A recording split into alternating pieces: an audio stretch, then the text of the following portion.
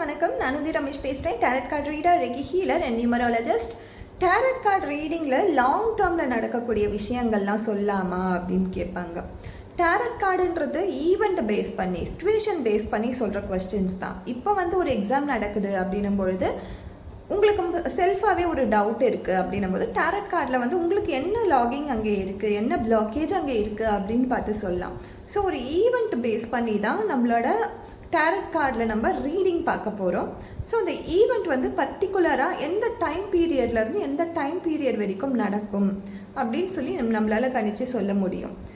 So long ரொம்ப ஒரு 10 வருஷம் கழிச்சு அதெல்லாம் பார்க்கலாமான்னா அதெல்லாம் கண்டிப்பாக டேரட் கார்டில் பார்க்க முடியாது. Short term and long term சொல்லும் போது ஒரு 1 இயர் 2 இயரில் நடக்கக்கூடிய விஷயங்களை கண்டிப்பாக நம்மளால் ப்ரெடிக்ட் பண்ணி சொல்ல முடியும்.